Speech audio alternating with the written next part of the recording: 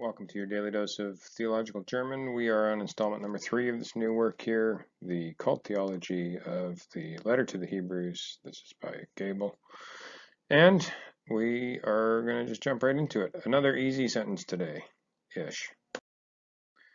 When I say easy, I mean it's easy in German, but it's complicated because, of course, this author is writing about a Greek New Testament passage, and so, well, there's a lot of Greek, but that's okay. You're going to have to deal with that sometimes when you're working through your German work, just like you do with English academic works. You'll sometimes just refer to things like this. So let's just get through it here. The use of phrantizein, which is a Greek word meaning to sprinkle. That's the infinitive form there. To sprinkle. So the use of the Greek word to sprinkle refers back to, let's see here, spadas demalios, which is going to be ashes of a female cow sprinkling, etc. in 9:13. So this is sort of a quote from 9:13.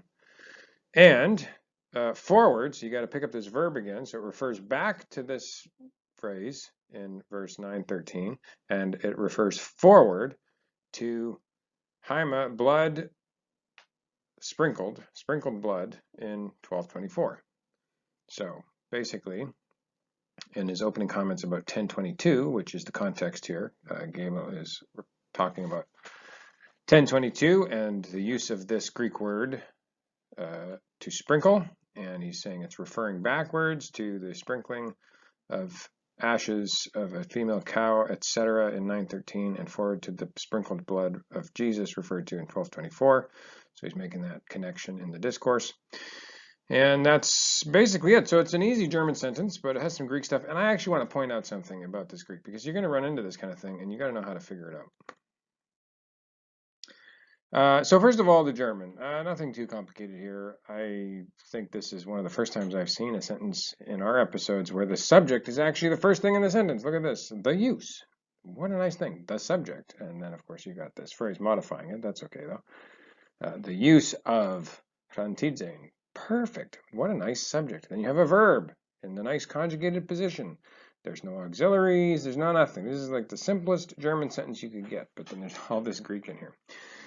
Anyways, I just want to quickly highlight this issue here, because if you are working, this has nothing to do with German, but maybe you're just into New Testament scholarship, and you're reading this book because you're working through it. Well, here's an interesting problem. This KTL, what would that be? Kappa, Tau, Lambda. These Greek letters is actually an abbreviation, which means Chi, which if you know your Greek, you should know that means and. Ta, which is the article, the. And I'm writing these with English letters so that you can, if you don't know Greek, you can read it. Loipa, okay? Kai ta loipa. So that's what's being abbreviated there. And Kai means and, taloipa means and the remaining, what's left. In other words, this is a Greek abbreviation for what we say in English, etc., or and so forth, and the rest. Something like that. And so he basically means that this is referring to this verse. He just quotes the first 3 words that he's interested in, and then just says etc. in Greek. But this is probably some requirement of the publisher, that because of the way he's using Greek in his discourse kind of directly, that he has to put that in Greek in order to make it flow nicely. I'm not really sure, but it's a bit of a dirty trick if you ask me, because if you just try to go read your New Testament, you certainly won't be finding any abbreviations, and you certainly will not find them in any kind of New Testament Greek dictionary. However, Google is our friend, and all you got to do is look up that abbreviation, and you'll very quickly see, yes, it does mean etc., which is sort of intuitive, actually, the way it's used there.